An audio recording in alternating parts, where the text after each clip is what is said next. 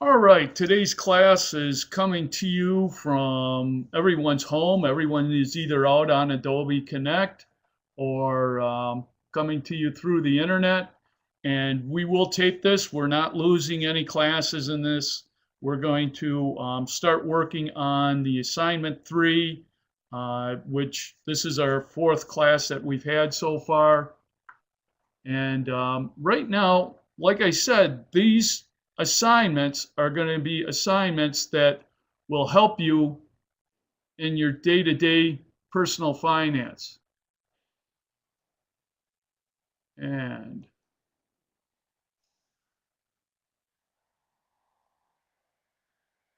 I am trying to help. I'm going to try to share what's on my personal screen, my computer screen.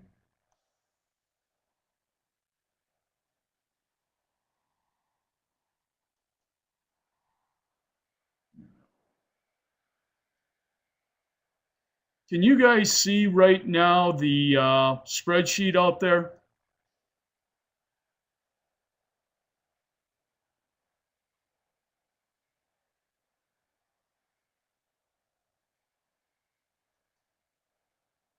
You guys see the mortgage spreadsheet I have up?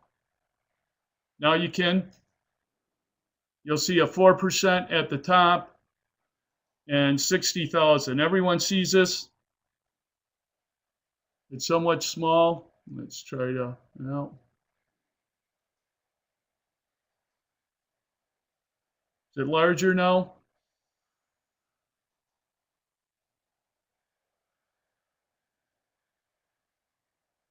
Okay. On this spreadsheet, we're going to be trying to set up monthly payments.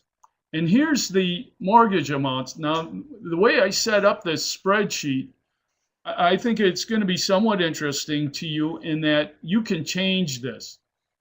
What I did was I had in column B the amount of a mortgage that you'd want to take out: 60,000, 65,000, 70,000, 75,000, 80, 85,000, 90, going along here. And what I did was, you'll be able to see in the formulas, whatever is above B4, I'm taking that and just adding 5,000 to it, and then I copied it all the way down. So let's say when you have this spreadsheet, you're looking at mortgages, but they're all going to be above 100,000. Well, you can type in 100,000 here, and it'll just go 100,000 to 105,000, 110,000, 115,000, 120,000. So it'll just automatically change up here. Same thing with the interest rates. Now, right now, I think the interest rates are somewhat low. I think they will go up. You know, let's say they go up to something like a 7%. Well, on the top, I'm just adding 0.2% as I go along in row 2. So row 2 is just taking the first percentage and always adding 2% up here. Well, you could set this up, and at some later date, you could say, okay, interest rates went up to 6%. Well, you put 6% in here, and then it'll automatically go to 6.2%, 6.4%, 6.6%, 6.8%. So as this happens, as it goes down in future years, you know, you might not be looking at a mortgage now, but you might be looking at a mortgage 10 years from now. To me, I would save this spreadsheet. I would put this in a place where you will always have it, because it seems like later on, you will always be refinancing your mortgage and knowing what the payment would be, the monthly payment would be. That's going to be something that you're going to find interesting. Right now, we're going to start out with mortgages of 60,000, 65,000, 70,000, 75,000. And we're going to start out with interest rates at 4%, and then going to 4.2%, 4.4%, 4.6%. We're going to want to know what our monthly payment would be. And really, this is not that difficult of a spreadsheet to set up and do. You know, if I tried to do it real quick, I could probably, I'm going to walk you through it, but I could probably do up a spreadsheet like this, calculating every mortgage payment in each one of these scenarios, and it'd take me about 5 minutes to do it. I'm going to try to walk you through it at a little slower pace because I'm going to expect you to do it. And when you do this, this will help you as far as looking at mortgages and saying how much of a mortgage can you really afford based on what kind of monthly payment would you want to make. To do it, we're going to go to formulas right here. And I'm going to click on formulas, and this is going to be a financial formula. And I'm going to go to payments. Now in payments, I'm going to have the rate. The rate is going to be D2. But then I'm going to, these are monthly rates. This is not yearly rates. Now this payment was set up for yearly calculations of interest. So I'm going to go D2 divided by 12 because it's a monthly payment type scenario. Number of payments are going to be 180, which is 15 years times 12 monthly payments. And then the value of the mortgage is going to be B. And then I'm going to hit OK. And it gives me my monthly payment. Now, for some reason, it puts down negatives here. And what I've done to correct that, and I'm going to go and I'm going to hit F2. F2 pulls up my formula. And before the payment, I'm going to put a negative so it makes it a positive number. I don't like seeing negatives. So I put a negative right before my payments. A couple other things I'm going to do is I'm going to use the absolute.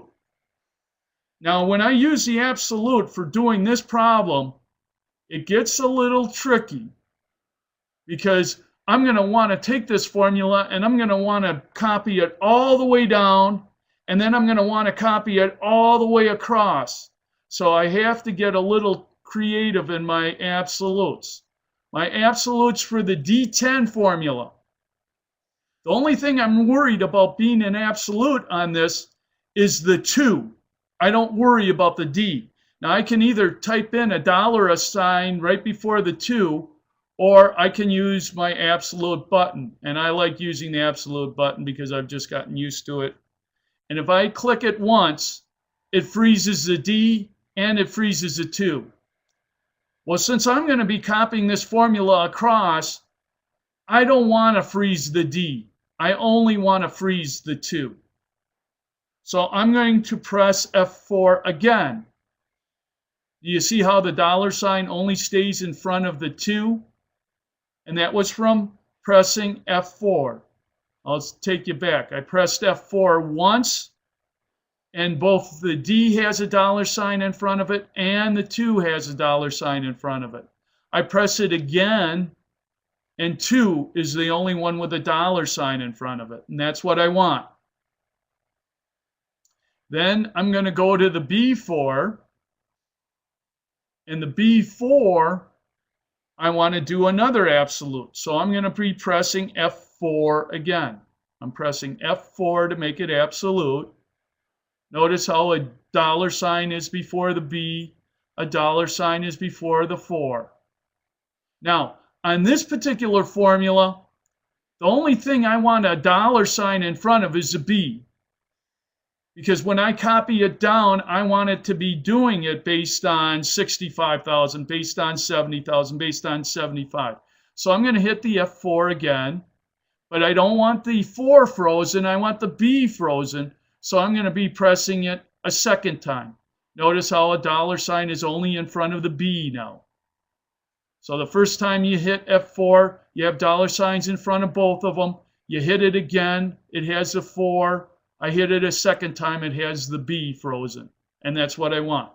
I'm all set, and now I'm going to hit enter.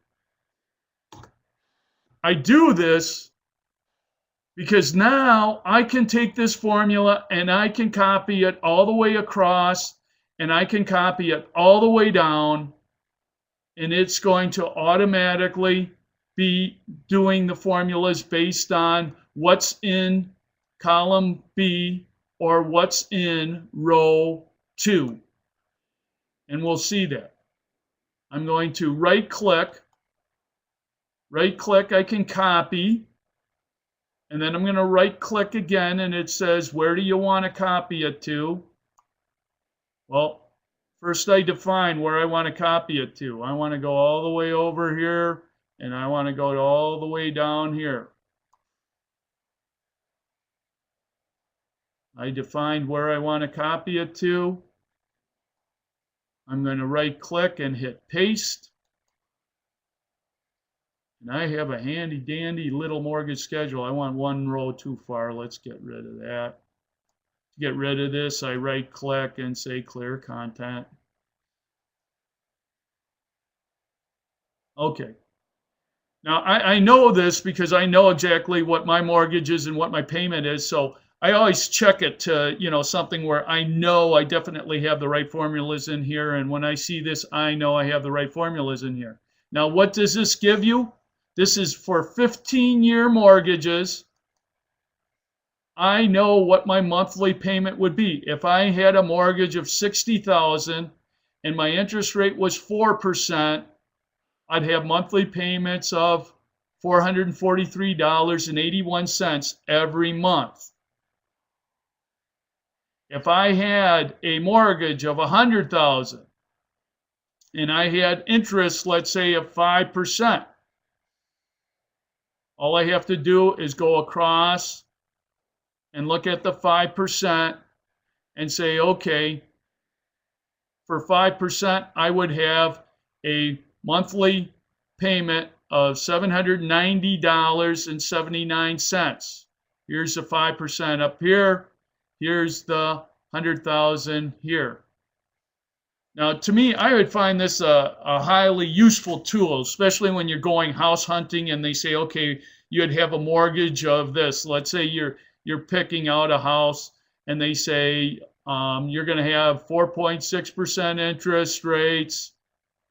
Well, then I know if I have to take a $100,000 mortgage out, I'm going to have $770 as my monthly payment.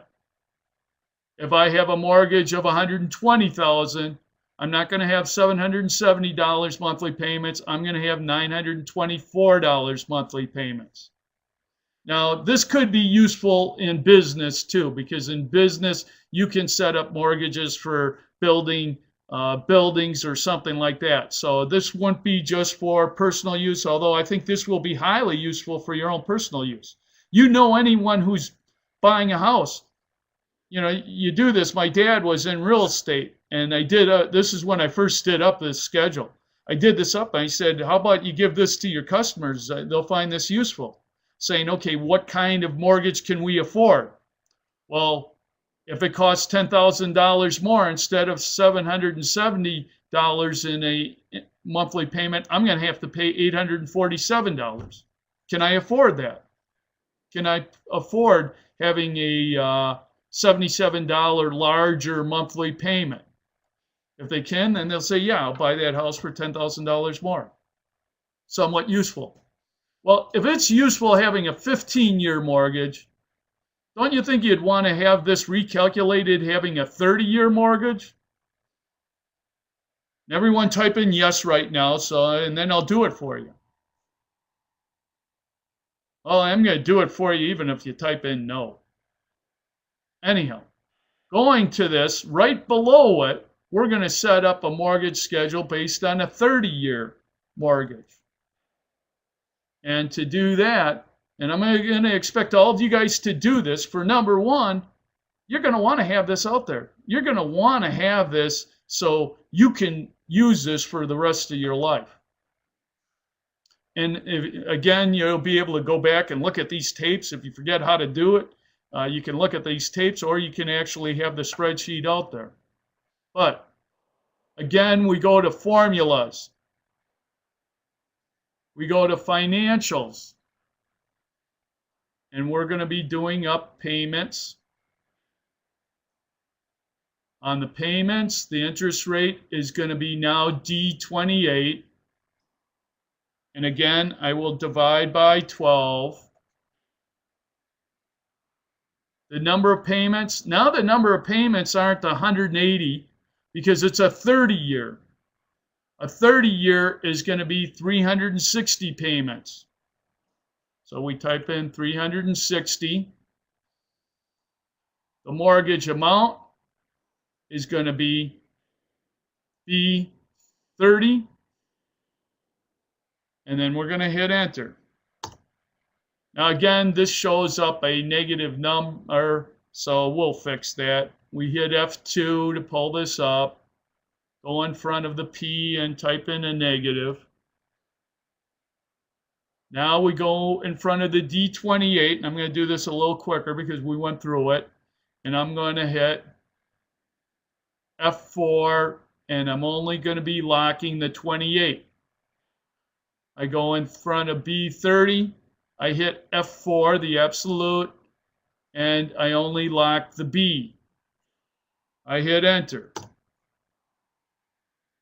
Now I take this, and I can do the copy or I can drag it.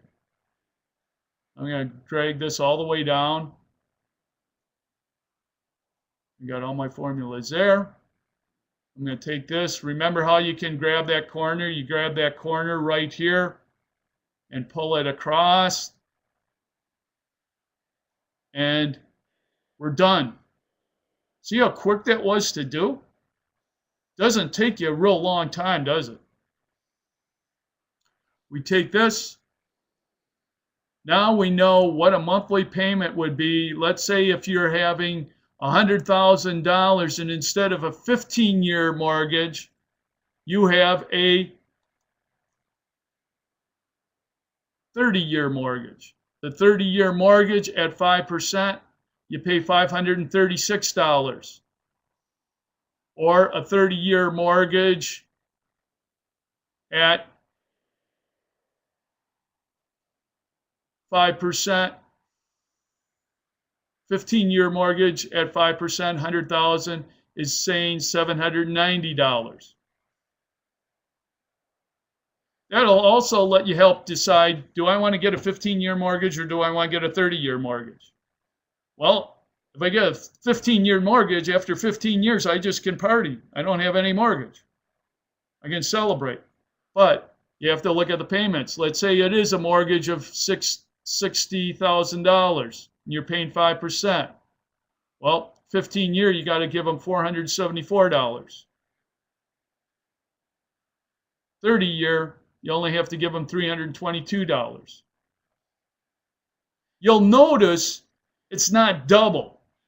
Your monthly payment isn't double if you pay it off in 15 years. And why isn't it double? It's not double because you pay less in interest over the life of the loan. A lot less in interest because you're only paying for interest for 15 years instead of paying interest for 30 years. So you look at it and you go, well, if I do a 30-year mortgage, I pay $322. I do a 15-year mortgage, I pay $474. Only $150 more, and I only may have to pay off that mortgage half the time. It's kind of cool, huh? Another little lesson in personal finance, too. But I hope you guys find these spreadsheets highly useful. Is there any questions before we move on this? Does everyone understand how to create this? Because I'm going to expect you to go out and create these spreadsheets yourself. This is the class spreadsheet, so I'm not going to correct it to the nth degree. Although hopefully you get these right because I want you to be able to use these. I will put the corrected one out on Blackboard too. So if you do it wrong, you can grab the corrected one and make sure you do it right so you have this information for the rest of your life because I think this is useful to you. Anyhow, any questions at this time on how to create this? how to do the payment schedule. This has helped me myself when I've done my own refinancing, and I've looked at 15-year versus 30 years, and I'll look at the payments and I'll know how much it's cost me.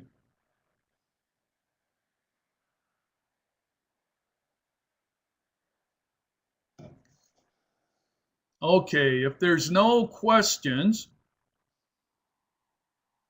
I'm going to stop sharing this.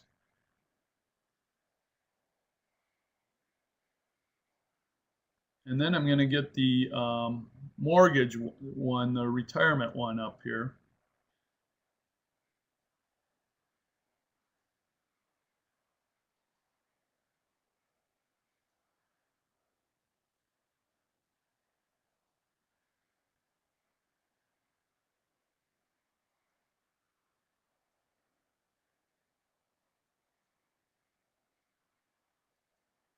Okay, can everyone see right now my spreadsheet on the retirement?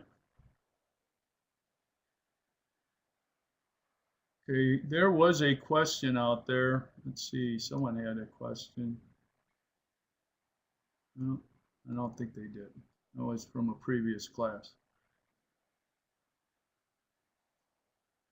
Okay, you guys can see the retirement spreadsheet? This is going to be the graded assignment. This is the one where, you know, I'm going to go through, make sure you have the right formulas. I want to go through some of it with you just to have you understand what it's about. This is going to be, if you're saving money, putting money aside for retirement, let's say in a 401k plan. Now, anytime you would be putting money aside in a 401k plan, and I think I already went through this somewhat when we did absolutes, so you can look at that video. That might help you also do this spreadsheet. But setting this up, you have wage increases where that's going to be a norm through your careers. You know, you can expect an inflationary increase of 3%, or you can estimate that. You know, to me, setting up my own personal finance, I always did that.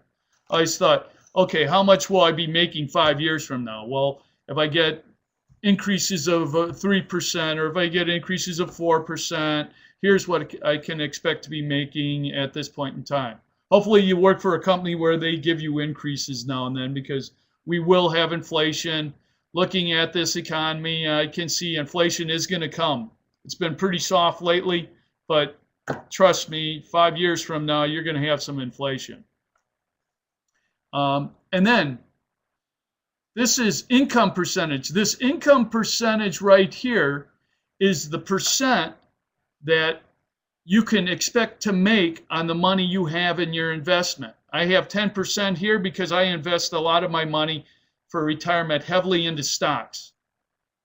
Now, stocks can go up and down, but on an average, stocks make you 11%. If you go back and you look at the last 80 years, going back to even before the Great Depression,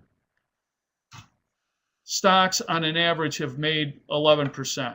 So I usually use 10% because I'm heavy into the stocks, and I say, okay, some years it'll be better, some years it'll be worse. I'll just hang on and put up with the worst years because the good years will come.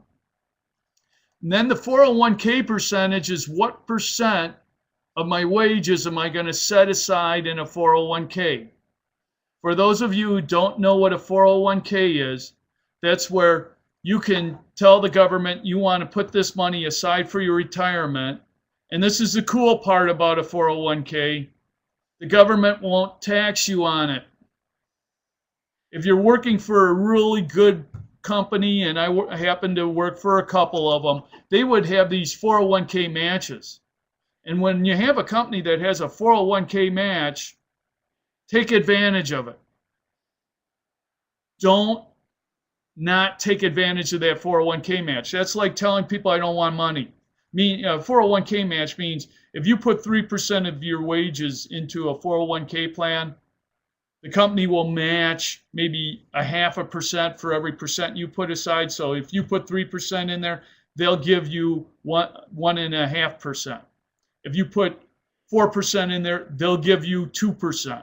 Some companies will even be as high as 1-for-1. If you put 3% into a 401k plan, the company will add another 3%, giving it 6%. When my daughter first started working, she said, "What's a 401k?" And I said, "It's for your retirement."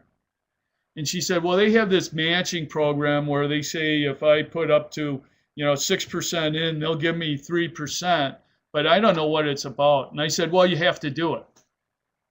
And she was being brand new. She's a nurse down in Chicago. And she said, "What, is there a law? You have to do it?" And I said, "Yeah, there's a law. There's your father's law. Your father's law is you start setting money aside for your retirement. Also, if your company will match it, that's like telling them you don't want money for your retirement. So you do that. I mean, it's just common sense. You set that money aside for your retirement, and if you don't do it, then the company doesn't have to match it. So it's like the company's willing to give you 2% for your retirement, and you say, "No, I don't want it." To me, if a company's willing to give you money, you make sure you take full advantage of it. If it means you got to adjust your living expenses right now to a lower extent because you're saving money for your retirement, that's all right. You'll thank yourself 30, 40 years from now. So hopefully all of you take advantage of our 401k. And also, it has a very extreme tax advantage. Because usually when people are working, they're in a much higher tax bracket than when they retire. So it taxes you when you take the money out, which you'll be in a lower tax bracket. While you're working, you're in a much higher tax bracket. So not having that money taxed when you set it aside helps you lower your tax bill. And I never liked paying a lot of taxes, so I tried to do whatever I could to make sure I minimize it. Anyhow, that's what a 401k is about. That's what this spreadsheet's going to be about. On the spreadsheet, we are going to start with the wages at $50,000. Well, what are we going to do? We're going to say those wages are going to increase by 3% a year. So to do that, we're just going to be setting up a formula equals whatever's above here, and I don't have to use any absolutes on this, but whatever's above here, and then I'm going to go times is the start key. I'm going to put a bracket, 1 plus this percent. And I'll put a bracket, and I'm going to hit enter. And I do this so I can copy this down now. Oh, I should have done an absolute. That's the one thing interesting. Once you do this, you can find out, did you really need an absolute? And I didn't need an absolute on the H, but I needed an absolute on the E. So I got to make sure I have an absolute on that. So I'll put that down, hit enter. Now I'll copy it down. Now I'll be okay.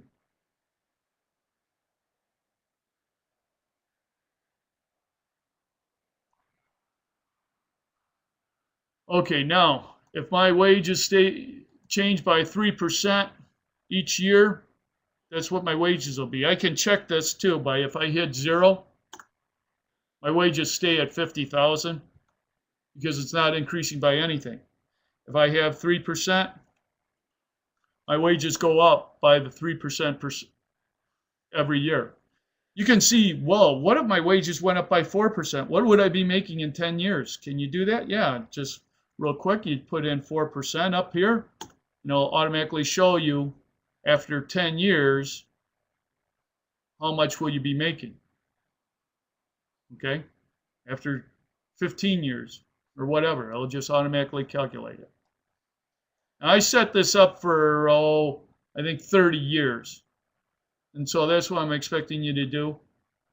In here, 401k percentage, it is going to be a formula, my wages, and then times my 401k percentage.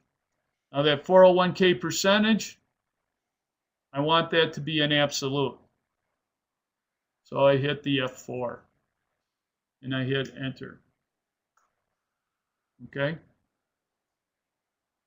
Now income, I don't have any income in the first year because I'm always doing this based on my beginning balance. Okay. Now, down here in the second row, my beginning balance is always the ending balance from the previous. Hit enter. My 401k contribution, I can copy that down. It's going to be 5.2% because it's 4% higher. We'll change that back to 3%. That's a more realistic number. Notice how when I changed that 3%, it automatically changed my 401k percentage. My income.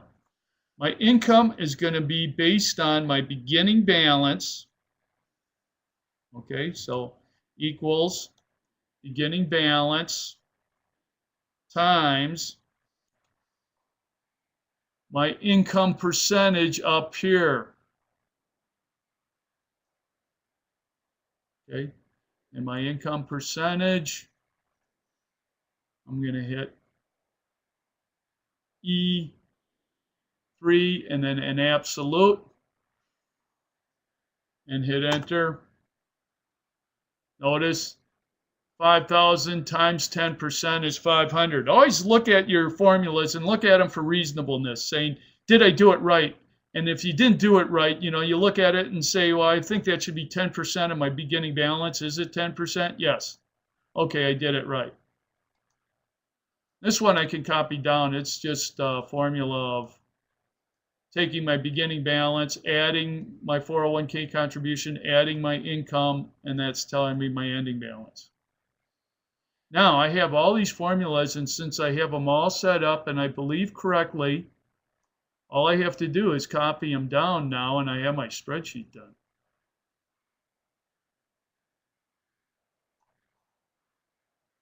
Okay. Now, this spreadsheet's kind of nifty. It shows me if I do everything correctly, I'm going to be a millionaire before I retire. 30 years from now, if I set this much money aside, I'll have $1 million by the time I retire. They can call me a millionaire.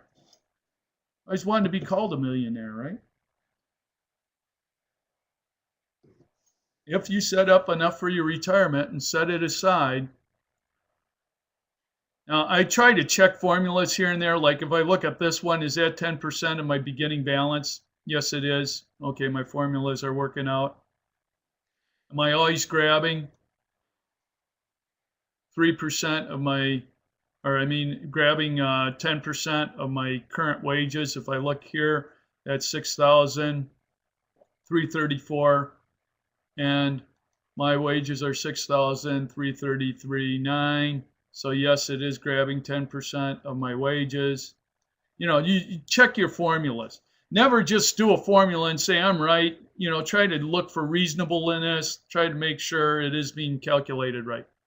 Once you set the spreadsheet up, it's kind of cool. You can do a whole bunch of what ifs. What if, instead of 3% wage increases, I got 5% wage increases? That would be cool, huh? And what if my income, instead of making 10%, I did make the 11%. Well, we'll change one thing at a time. We changed to 5%, and instead of having $1 million, I'm going to have $1.3 million at the end of 30 years. Even better retirement, right? Or the next thing you can do is say, what if, instead of making 10% a year, and this is interesting. You look at this, 1.3 million.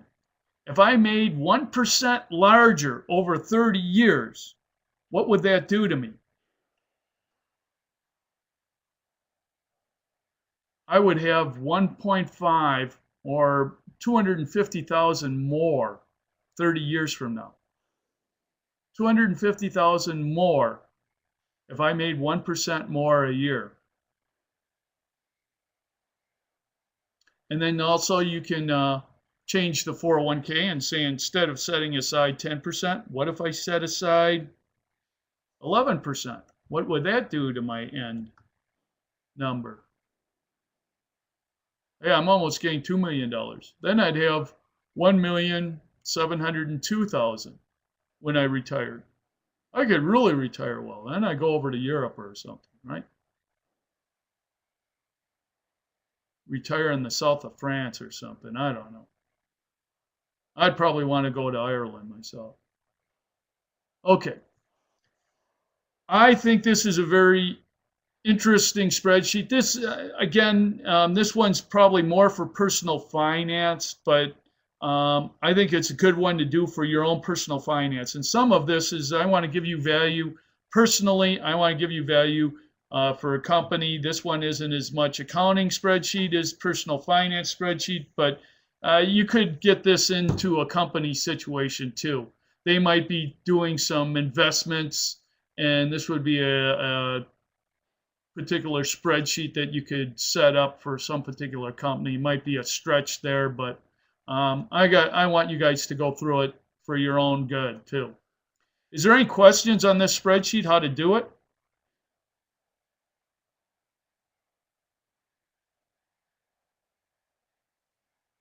No?